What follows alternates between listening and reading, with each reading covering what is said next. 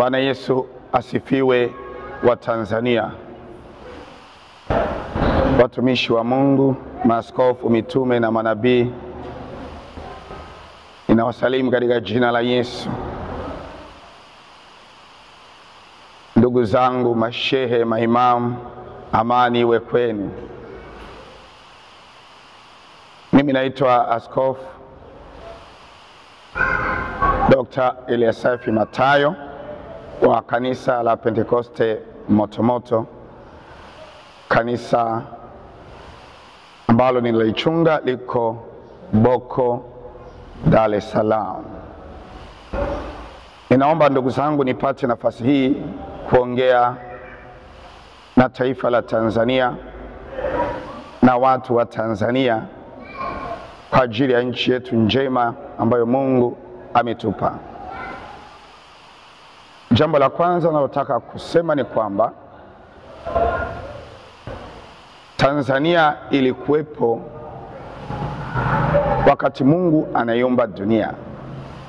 Katika Mwanzo sura ya kwanza na mstari wa kwanza, Biblia inasema hapo mwanzo Mungu aliziumba mbingu na nchi, sio mbingu na ardhi, kwa kuwa nchi ni ardhi yenye mipaka iliyokubalika kisheria. Kwa hivyo kumbe Tanzania ilijulikana na Mungu katika ulimwengu wa roho kabla hata watu hawajaishi kwenye ardhi ya Tanzania. Ulimwengu wa roho ndio unaoamua yapi yatokee katika ulimwengu wa mwili. Na kama tunavyofahamu, watumishi wenzangu wa Mungu, kuna ulimwengu wa roho wa giza ambao unatawaliwa na nguvu za shetani, na kuna ulimwengu wa roho wa nuru ambao unatawaliwa na Mungu Jehova, na kwetu sisi wa Kristo unatawaliwa na Yesu Kristo. Jambo la pili ni kwamba haya yanayotokea Tanzania, machafuko yaliyotokea, mauaji yaliyotokea tarehe 29 Oktoba mwaka huu wakati wa uchaguzi, na hata tarehe 30 na 31, halikuwa jambo la kimwili, halikuwa jambo lililoamuliwa na wanasiasa ama na serikali. Lilikuwa ni jambo ambalo liliamuliwa katika ulimwengu wa roho na likatokea, likatekelezwa katika ulimwengu wa damu na nyama. Sasa hivi tunasikia watu wakitamka tena ya kwamba kile kilichotokea wakati wa uchaguzi, kwa maana ya maandamano ama kwa maana ya vurugu, kwa maana ya amani kutoweka, kinaweza kikatokea tena tarehe 9 Desemba mwaka huu, siku ambayo Tanzania ama Tanganyika ilipata uhuru. Ndugu zangu, viongozi wa kiroho, ni jukumu letu sisi kuweza kuondoa jambo hili katika ulimwengu wa roho. Tuna hiyo mamlaka. Tuna mamlaka ya kuamua mambo yatokee katika ulimwengu wa roho, na tukifanikiwa basi yatatokea katika ulimwengu wa mwili. Tukitamka amani na tukaipata amani katika ulimwengu wa roho, hiyo amani itatamalaki, itatokeza, itadumu katika ulimwengu wa damu na nyama. Ndugu zangu wa Tanzania, hata kifo cha mtu tu anafariki hospitali ya Muhimbili, katika mwili haitatokea kabla kifo hicho hakijatokea katika ulimwengu wa roho. Atakufa katika ulimwengu wa roho kwanza, ndio ataonekana amekufa katika ulimwengu wa damu na nyama. Nami ninaomba, badala ya kuwa na maneno mengi na hekima ya kibinadamu, turudi magotini katika nafasi zetu, tuzuie jambo hili la kipepo, jambo hili la kishetani. Sisi kama kanisa tulikuwa na maombi mwezi wa 10, hata siku 2 kabla ya uchaguzi. Na moja ya mambo tuliyoyaona ambayo Bwana alituonyesha ni moshi ukitoka katika bahari ya Hindi, bahari ya Dar es Salaam, bahari yenye ukanda toka Tanga, mkoa wa Pwani, Dar es Salaam, Lindi, Mtwara. Na moshi ule ulikuwa na maana ya kwamba kuna vita katika ulimwengu wa roho, na mkuu wa bahari anawapa nguvu watu katika ulimwengu wa mwili. Hapa Tanzania kama mawakala wa machafuko tunaweza kuzuia hiyo, na Biblia ina ushahidi. Tunasoma katika Wafalme pili sura ya 6 ya kwamba kuna wakati mfalme wa Sham alikuwa na vita na Israeli, na kila ambacho mfalme wa Sham na jeshi la Sham lilikuwa likipanga ili kuivamia Israeli, mtumishi wa Mungu Elisha alikuwa anaonyeshwa na Mungu, anaambiwa na Mungu, na mfalme wa Sham akashangaa ni namna gani Israeli wanapata siri zetu. Akaamua ya kwamba atakwenda amkamate Elisha, amfunge Elisha, mtumishi wa Mungu, nabii wa Mungu. Kilichotokea, jeshi la Washam lilipomkaribia Elisha likazingira nyumba ya Elisha. Elisha alikuwa na mtumishi anaitwa Gehazi. Gehazi aliogopa, akaona jeshi lenye mtutu wa bunduki limezunguka nyumba aliyokuwepo Elisha. Elisha akamwambia Gehazi, hujui walioko upande wetu ni wengi, ni wakuu kuliko walioko upande wao. Na akafunuliwa macho Gehazi, akaona majeshi ya malaika ya Bwana yameshuka na yako katika mlima ambapo kulikuwa kuna nyumba ya Elisha. Lakini hata hivyo Mungu hakumwambia Elisha atumie majeshi ya malaika, alimwambia Elisha atamke. Ndugu zangu, Elisha alichofanya, alinena neno la upofu. Majeshi ya Washami, askari wa Washami wote wakawa vipofu, wamekuja physically, wamezunguka nyumba, walikuja kumteka Elisha, lakini Elisha akayateka majeshi yenye silaha na akapeleka Samaria. Hakuna ambacho hatuwezi kukifanya katika ulimwengu wa roho na kikatokea katika ulimwengu wa damu na nyama. Tarehe 9 hii Desemba, tumwambie Bwana malaika wake wailinde Tanzania. Tumwambie Bwana tuteke nyara fikra za watu ambao wanataka kutoa maamuzi ama kulipeleka taifa letu katika vita na uvunjifu wa amani.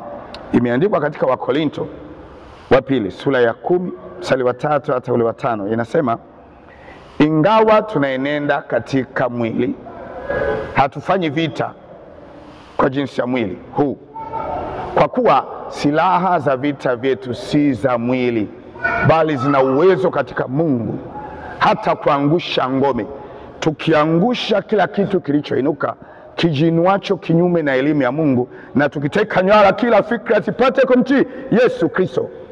Kwa hivi tufanye vita ya kiroho na tutaangusha ngome za watu wanaotaka kuiharibu Tanzania.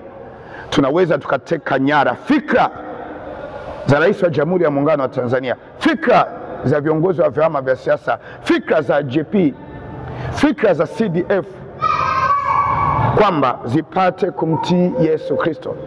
Fikra za watu waliotumwa kuua na kuharibu zigeuke na wao watamke amani, badala ya kutamka vita, kutamka uvunjifu wa amani, watamke amani na kudumisha amani. Tunayo hiyo mamlaka, na tutafanya hivyo kwa kuandika, kwa nyaraka ama kwa matamko, kwa sababu hayana kazi katika ulimwengu wa roho.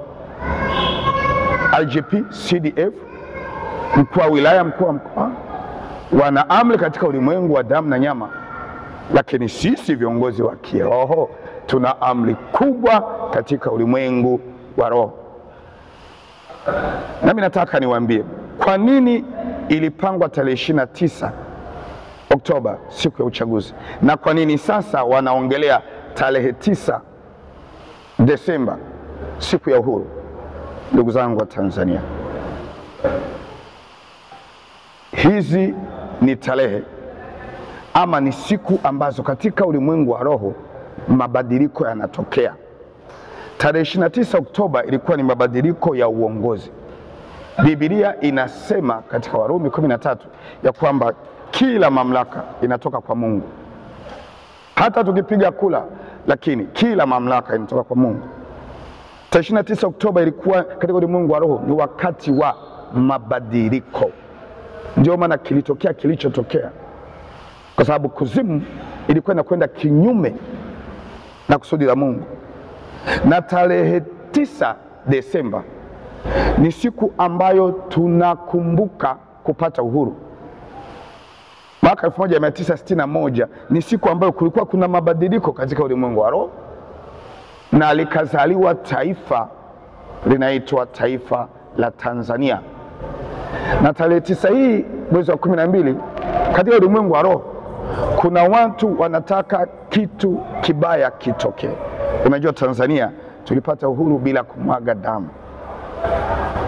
Ikiwa tarehe 9 Desemba mwaka huu 2025 wa Tanzania tutaruhusu damu imwagike, tutaruhusu amani itoweke, maana yake tumeuza uhuru wetu, tumepoteza uhuru wetu. Hatutaishi tena katika nchi iliyo uhuru, hatutaishi tena katika nchi iliyo amani. Tutakuwa tumeruhusu mataifa, Freemasonic, Illuminati, watu waliotumwa na kuzimu waamue maisha yetu kama taifa. Ndugu zangu, uhuru ni uwezo wa kuamua maisha yetu na hatima yetu. Hatutakuwa tena na hiyo mamlaka. Uhuru ni uwezo wa kupanga nini tufanye leo, miaka 10 ijayo, miaka 30 ijayo, kwa ajili ya tutaishi kama wafungwa katika nchi yetu wenyewe. Wako watu ni wa Tanzania, wako gereza la Segerea, wale wamefungwa, wako katika nchi yenye uhuru, lakini wako ndani wamefungwa, hawana uhuru. Na sisi tutakuwa ndani ya Tanzania lakini hatuna uhuru. Gen Z, Generation Z, sikiliza, baada ya miaka 10, nyie mnaojiita Generation Z, miaka 20, hamtakuwa kwenye umri huo, na mtakuwa baba na mama wa kesho. Mtawaachia nini watoto wenu? Tanzania iliyogawanyika, Tanzania iliyoharibika? Naomba nisome andiko moja, ujue ya kwamba siku ya uhuru ni siku inayotakiwa iwe ya amani, siku ya kusherehekea, siku ambayo haitakiwi watu walie na kuomboleza. Katika Kutoka sura ya 12, Kutoka sura ya 12, wana wa Israeli walikuwa wanatoka utumwani Misri.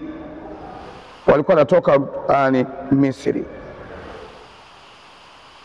Baada ya kutoka, Biblia inasema Mungu alimwambia Musa katika Kutoka 12:14, na siku hii itakuwa ukumbusho kwenu, nanyi mtaifanya iwe sikukuu kwa Bwana.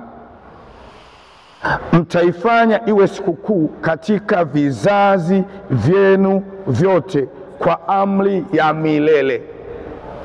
Kwa hivyo katika ulimwengu wa roho, kuzimu inataka iichafue 9 Desemba 2025. Haitakuwa ya amani, haitakuwa ya sikukuu, haitakuwa ya kula na kunywa na kusema tulipata uhuru kama taifa.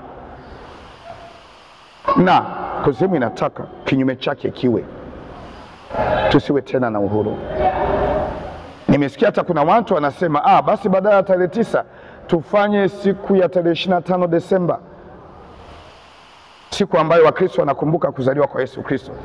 Lazima ujue kwamba kumbe jambo hili si jambo la kimwili, ni jambo la kiroho.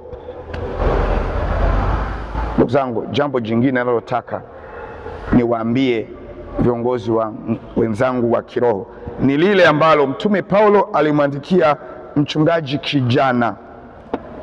Alimwandikia mchungaji kijana Timotheo. Katika Timotheo wa kwanza sura ya 2, nasoma mstari wa 1 na wa 2. Biblia inasema, basi kabla ya mambo yote nataka dua na sala na maombezi na shukrani zifanyike kwa ajili ya watu wote.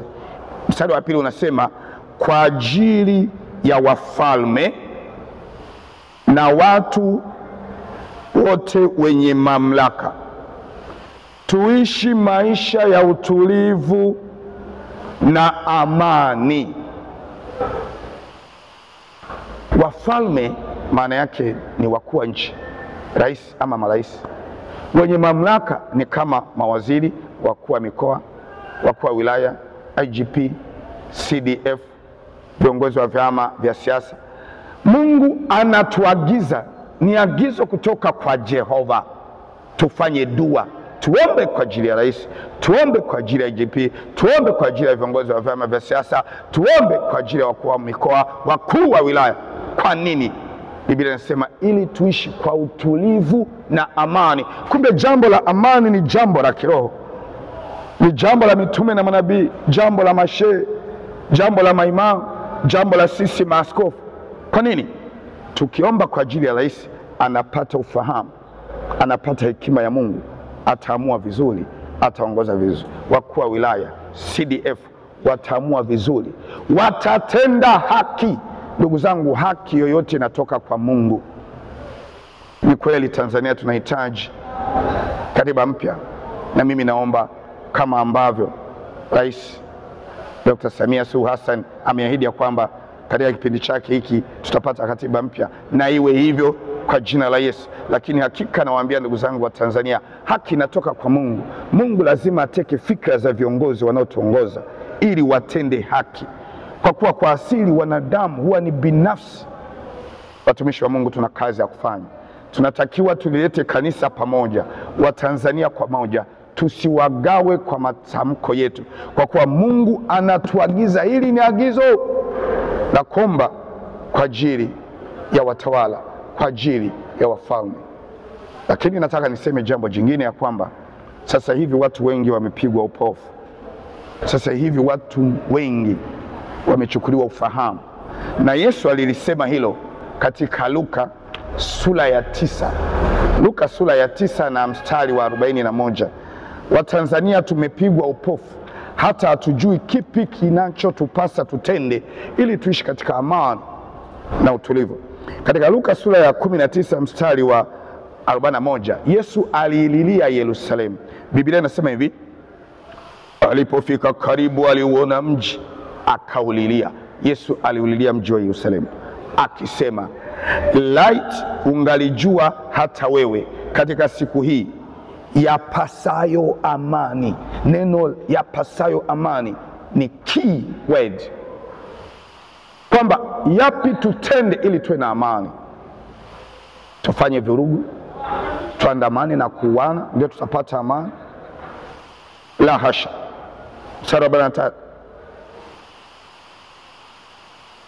kwa kuwa siku zitakuja adui zako watakapokujengea boma likuzunguke, watakuzingira na suru pande zote, watakuangusha chini wewe na watoto wako ndani yako, wasikuachie jiwe juu ya jiwe, kwa sababu hukutambua majira ya kujiliwa kwako. Haya ni majira ambayo Tanzania inavamiwa, lakini watu wamepigwa upofu. Tusijue ya kwamba katika ulimwengu wa roho Tanzania imevamiwa. Tunadhani tumevamiwa na wanadamu. Hili ni shambulio kutoka kuzimu. Tanzania tuamke, pokea roho ya ufahamu. Tanzania unaonisikia, pokea roho ya ufahamu. Tanzania unayeniona katika mitandao ya kijamii, ya kwamba haya ni majira Tanzania imekuja kuzingirwa, imekuja kutekwa. Ule mstari wa 42 inasema, lakini sasa yamefichwa machoni pako. Yaani hatuoni kwamba jambo hili linakuja kuiangamiza Tanzania, tunaona kwamba jambo hili linakuja kubadili uongozi. Haliji kubadili uongozi, linakuja kuharibu Tanzania. Uongozi utaendelea kubadilika. Tanzania hii ni yetu sote. Kwa nini tupoteze amani wakati huu? Kwa nini tumwage damu wakati huu? Ndugu zangu, kwa umri wangu wa miaka 50 nimeona Tanzania ambayo inaingia katika giza. Hakuna umeme wiki moja, wiki mbili, miezi, miaka, hakuna umeme. Nimeishi katika Tanzania ambayo hakuna maji, tunachota kwenye visima, tunanunua maji. Tumepita kwenye ukame na shida, hakuna chakula. Hatukuwahi kumwaga damu, hatukuwahi kumwaga damu, tulikuwa pamoja. Kitu gani kinatufanya leo tufanye matendo ya uvunjifu wa amani? Kweli watu wanasema kuna utekaji, Hivyo wa Tanzania tunajua ya kwamba watu waliouawa wakati wa uchaguzi ni wengi sana kuliko wale waliotekwa. Hatutaki utekaji, lakini lazima tuzuie utekaji kwa njia ya amani badala ya kuleta uharibifu katika nchi nzuri ambayo Mungu ametupa. Nachotaka kumaliza kusema ni kwamba tuombe damu iliyokwisha kumwagika inayonena mabaya isinene tena mabaya tarehe 9 Desemba. Na mimi kwa jina la Yesu ninanyamazisha sauti ya damu zilizomwagika, ama kwa kutekwa ama kwa risasi zisizo na hatia, ya kwamba hata kama zitapaza sauti kulipa kisasi, machafuko yatokee kwa damu ya mwanakondoo, hayatatokea.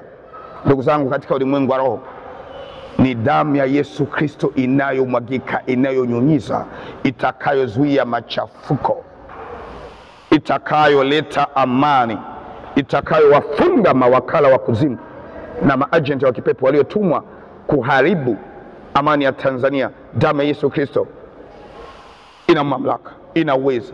Biblia inasema katika Ufunuo 12:11, wakamshinda shetani na malaika zake kwa damu ya mwanakondoo, kwa damu ya mwanakondoo.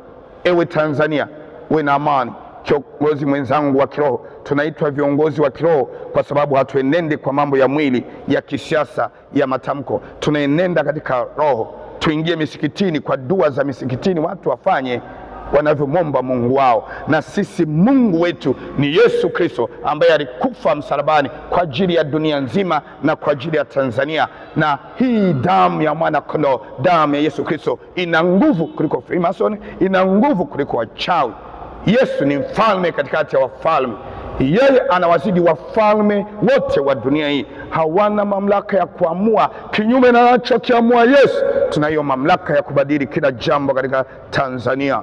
Taifa la Tanzania linajulikana na Bwana, liliwekewa mipaka, liwe kimbilio kwa watu wa East Africa, Afrika na dunia nzima. Nchi nyingi zilizozunguka Tanzania zilipata uhuru kwa kumwaga damu. Tanzania pekee haikumwaga damu. Hatutaruhusu tumwage damu wakati wa kusherehekea uhuru tarehe 9 Desemba. Watoto wangu, vijana wenzangu, vijana wetu Gen Z, tarehe 9 mwezi wa 12 tukae nyumbani tukisherehekea uhuru wa taifa letu ambalo Mungu ametupa.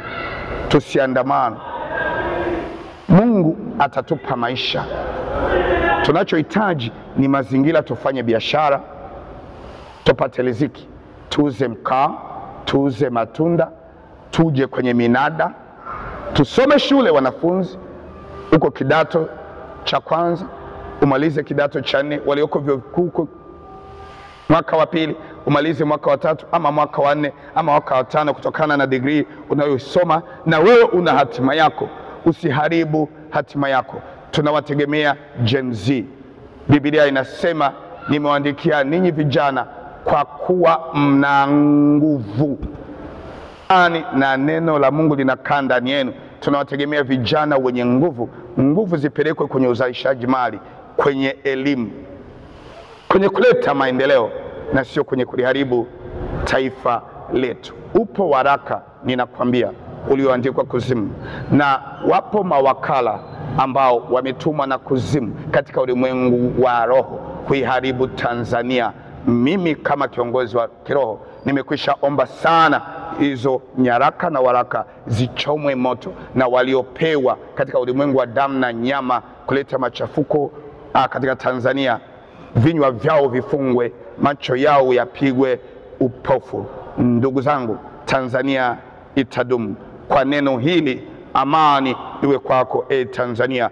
Wasukuma mwe na amani, Wagogo mwe na amani, Wapemba mwe na amani, Wafipa mwe na amani, Wanyakyusa mwe na amani, Wahaya na Wachaga, Wamasai. Nchi yetu nzuri itadumu kwa amani. Tushikamane, mtu yeyote asitugawe, viongozi wa dini wasitugawe, wanasiasa wasitugawe. Tuna Tanzania moja, mama yetu Tanzania, tumepewa na Yesu Kristo, tuilinde. Amina, amina.